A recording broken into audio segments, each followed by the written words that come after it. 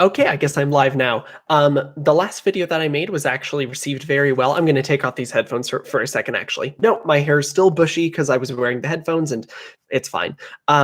The live stream method that I used last time, where I just forced myself to live stream so that I would be forced to upload the video, was actually extremely effective. And I got some good responses. So before I go into the topic of today's video or live stream, this time I'm making it public in case anybody wants to join me along the way.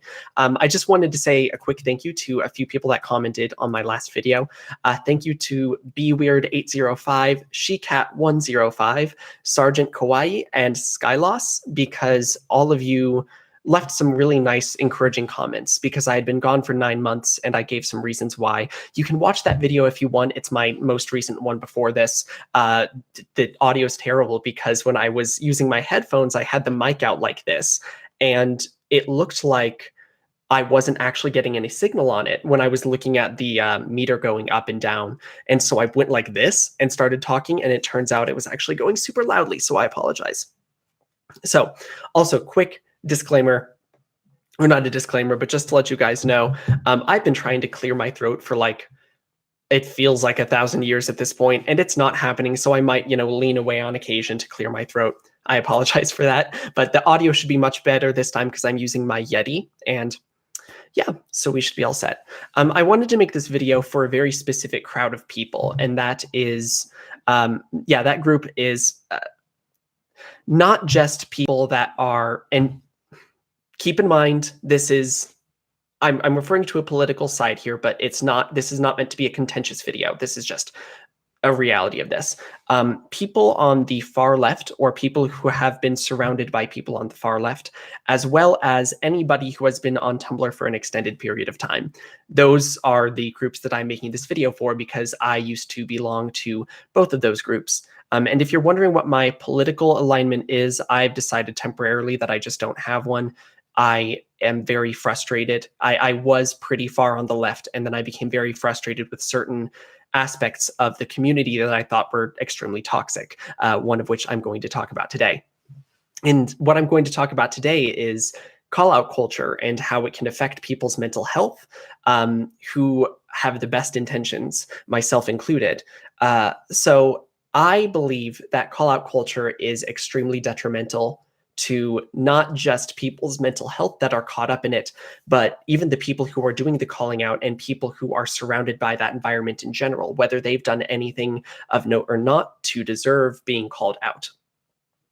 The reason for this is, here is my most controversial opinion, which should not be controversial. Every single person on this planet is redeemable. And this is an intentional aspect of my worldview that I've decided on because I've watched myself grow over the years and become an entire array of different people based on my surroundings and the circumstances I find myself in. So, back when I was starting off college, I was a different person than when I graduated. When I was living in Japan, I was a different person, teaching there than I am now. People are in a constant state of flux. And so the first thing that I just want to communicate is that no matter who you are, no matter your circumstances, you are always changing. You just might not be aware of it. And as a result of that, there is no such thing as a perfect person. Ideally, you should be looking at yourself and finding your flaws and improving on them on your own. Now, this isn't to say that nobody should call out bad behavior in other people, because there are certain situations where absolutely it's called for. If somebody legitimately abuses another person or harms them in some way, if someone harasses another individual, yes, absolutely call out that behavior. But here, I'm going to back up a little bit. I have anxiety, but I didn't used to have anxiety. The way that my anxiety manifests is in me constantly apologizing for everything, for the slightest misstep in any situation. If I perceive that there might be a chance that somebody is bothered by an action of mine, I will apologize to the point where they might get a little annoyed by my constant apologizing. But I am learning right now how to turn it off. I'm trying to learn that. I'm trying to learn how to be okay with myself. And you have to understand that I didn't grow up in an abusive household. I didn't have emotionally manipulative parents. I actually had a pretty good upbringing. So where did I get this behavior? And why is it that now I have this issue where I didn't have it when I was young. Part of it does have to go, sorry, part of it does have to do with the high school that I attended, and I could make an entire video about that, but I don't want to talk about it right now because it also brings up the topic of religion, and it just brings up another area where I'm kind of caught between worlds. Because, man, people love to fight each other and hate each other over their differences, and I'm trying to get away from that. But honestly, a large part of this anxiety came from Tumblr, which sounds like an exaggeration, but Tumblr had and probably still has, I haven't been on there in ages, it probably still has this culture where if you make a mistake, you are now canceled. You are now a terrible person. You are irredeemable. You are an abuser, and you're done. I was listening to this really good podcast a while ago. Well, partially. I think it was Invisibilia. I don't remember if it was Invisibilia or This American Life, but it was an episode put on by one of the NPR podcasts that was talking about this exact issue. It was surrounding the punk scene and call-out culture, because call-out culture sort of started in the punk scene. And it follows this girl who used to be she was a front woman for this band. She used to be, leading the call out culture against bad people in the community. But then people found out that she made one mistake. And I'm not going to get into what that mistake was, but in my view, it is a typical teenage mistake. When you're a teenager, you do terrible things. You say terrible things. And if you think you didn't do that as a teenager, I hate to tell you this, but you need to do a lot of self-reflection because you are wrong. Everybody makes mistakes and says hurtful things, everybody does cruel things growing up, whether they intend to or not. But this girl, because she had internalized this concept that there is this dichotomy of abuser and victim, and that everybody falls into those two categories. And, there's certain people that might not be victims, but there's these bad people, the people who have done bad things, the abusers, and then the rest of humanity. She had internalized that to the point where, despite her only making that one mistake that was referenced in this podcast, she started referring to everybody, or this girl that she'd known as her victim, and referring to herself as this terrible abuser. But it wasn't something that was brought up recently. This is something that she had known about, that she had been dealing with for years at this point. But despite having this come up years ago, she was still beating herself up about it, because she had agreed to this very naive and limited worldview that there is abuser and victim and no point in between. She had internalized that concept, and so she couldn't forgive herself. She wasn't allowed to, because she had agreed to a set of rules that were very unforgiving. So where does that bring me in this video? I want to talk about call-out culture and why I think it is far more harmful than maybe not far more harmful than it is good, but it can be extremely harmful. For as many Harvey Weinsteins as there are in the world, for as many, for some reason, off the top of my head, I can't think of anyone. But for as many people that are terrible, like Harvey Weinstein, that are getting called out, there are many other people that might be getting called out for things that happened a long time ago or are miscommunications, and getting an immense amount of harassment for it. For anybody who does tend to call out people online or send them messages showing how angry you are, or leave comments and say you're a terrible person, this and that, you need to understand that your perspective is only your perspective. Because that person that did the bad thing and is getting called out, I can guarantee you they are being barraged by all sides from people who hate them now. And maybe it's controversial for me to say this, but somebody making one mistake does not mean they are deserving of an ocean of hate, splashed their way. People constantly evolve and change. And I think one of the best ways that you can stunt a person's individual growth is by treating them as though they are irredeemable. If you grew up with very strict and manipulative parents, you probably experienced a rebellious phase. And so every time they told you to do something, what would you do? You would probably do the opposite, or you would try to send a message to them somehow. Do you think that when somebody makes a mistake and says something that is unintentionally racist or homophobic or anything like that, do you think that by sending them hate, you are going to make them want to switch to your side? No. And if you think that's efficient, I'm sorry, but that is just not true. In fact, I used to call myself a pretty staunch feminist. And then I had this interaction with a girl who was in one of my comp classes in college. I hated comp class because I didn't need to be there. Yeah, it was awful. Comp was terrible. But there was this girl in the class that was an extremely strong third wave feminist. She always shared her viewpoints in class. Oftentimes, I felt like her tone was a little bit too aggressive for the conversation. She could make people in the class feel uncomfortable. But a lot of what she said, I did agree with.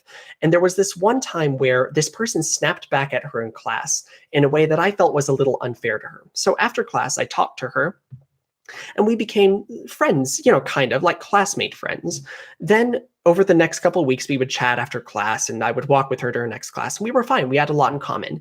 And then one day I was talking to her after class and I took issue with something that we were reading. And I said the words, "As a feminist, this really bothers me." And she interrupted me and said, "Ally." And I said, "What? I'm sorry." And she said, "If ally, you should call yourself a feminist ally because you're not a woman." And I've said, "Oh, okay, sure. As a feminist ally," and I kept talking, but I felt deeply uncomfortable when she said that because suddenly I received this idea that I could not call myself a feminist because I'm a man, despite my former belief that feminism is primarily about, equal rights for, women and marginalized people, but that it also applies to men, and that as a result, men can call themselves feminists. When I heard that from her, you know what I did? I stopped calling myself a feminist. And no matter what anybody told me after that, no matter what all of my women friends told me after that, saying, "No, it's fine. You are a feminist. That's stupid. Like, don't listen to her." I couldn't anymore because the dam had been broken and the town had been flooded. Rebuilding the dam didn't change the fact that the town still got flooded. And I stopped calling myself a feminist, and I have been unable to call myself a feminist properly ever since. So if somebody makes a mistake and you want to teach them a lesson, do you think that reaching out to them and calling them a terrible person will do anything to help your cause? It won't. It just won't. Here is why people do this. It's because it's the easy way out. I see a lot of people that call themselves activists that only really shout at people. And those people are not activists. They are people that, for lack of, this is kind of vulgar. No, I'm not going to use that term. They are people that are pandering to their side, thinking they're making a difference, when in reality, all they're doing is causing further division and pushing people that could have their minds changed away. So, if you haven't experienced this personally, I would recommend that you take a step back and self-reflect and understand the tone of what you say and do. Because you have essentially communicated to somebody that they are irredeemable, that because of something they've done, they cannot be improved. They are officially an abuser and an abuser for life. I would like to counter that by saying that that is abusive behavior. And it's also extremely immature and narrow-minded. Somebody is not one thing for life because they have done a certain thing, right? If you were, I don't know, if no, that's not a very good, I'm not going to use that. I'm not going to go with analogies right now because I feel like what I'm saying should stand up for itself. You doing one thing should not label you that thing for life, because if you subscribe to this worldview, that means that when you inevitably do something bad, something hurtful and cruel, because everybody does bad things when they're under a lot of stress or they're very emotional, you are no longer redeemable under your own worldview. What does this do? And this is where we come back to the issue that I had. Because I subscribed to this worldview, and I made because I subscribed to this worldview, and I believed that, I don't want to be an abuser. I have to be perfect. I started apologizing for every single thing under the sun. I started hating myself. If I had upset someone, bothered them in any way, I thought, oh no, please. Because if I started worrying, like, I hurt this person's feelings. What if they bring this online? What if they put a spin on it what if they put a spin on this and turn it into something that's bigger than it was? And suddenly I'm evil. I'm the abuser here. So I would apologize preemptively for every single thing that I did. I would apologize for any action that I took that could have been seen as self-centered in any capacity, and it destroyed me. And this wasn't just one or two times that I ran into this. This was a daily disposition that I found myself in, or possessing. I found myself possessing. You don't find yourself in a whatever. It doesn't matter. It was suddenly a change to my personality, and it made me feel miserable. I felt like no matter what I did, I would never be good enough. And it didn't help that I had a kind of precarious disposition. We're back to disposition. I had a kind of precarious disposition within the feminist community too, because I was a white male and I was trying very, very, very hard to be the best male feminist possible and not be the one that's stereotyped in the community, that has all the jokes about them, that, that is only a feminist to get like brownie points. I was trying very, very hard to be the best feminist that I could. And I kind of internalized this idea after looking at people lashing out against men, that because I was a man, I was irreparable. I felt like I was causing problems simply due to my gender, which I can't control. I can't control the fact that I'm a man. I started scrutinizing myself and being really cruel to myself because of what other people were telling me was the true state of the world. I saw the people that were on my side spewing hate at others and thought, instead of thinking, I need to change this, this is wrong, this is toxic, this is abusive, I thought to myself, I don't want to be the victim of that abuse. And so I'll do everything I can to be perfect. And no one's going to be perfect. If you're young and you have, a lot of history on especially sites like Tumblr or any place that has that kind of ideology, you might start finding yourself developing anxiety symptoms. Hi, one person that's watching. I'm talking about a lot of stuff. You'll see in the full episode. When I upload this fully, you'll see what I'm talking about. You might find yourself developing these kinds of symptoms because you are starting to hold yourself to the standard that other people have prescribed you, which is unrealistic and very cruel and unfair to you. If you're young, I would encourage you to find a better place to spend your time. This is a cautionary tale from somebody who was on Tumblr for years and experienced a lot of very negative things as a result. And I had some friends that were big Tumblr users that also were very emotionally manipulative to me and kept track of every tiny thing that I did wrong to them while never self-reflecting. Kristen, if you're watching this, I'm sorry, but I'm talking about you.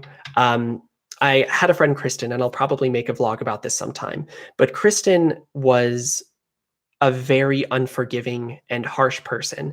She lost a lot of friends because, and I'm not going to say any other revealing, aspects about you, because I don't want you to get any hate, of course, and I don't think you deserve it, because I think you're redeemable as well. Not to say that you're a terrible person, but she was the kind of person who would strictly enforce her own code of conduct.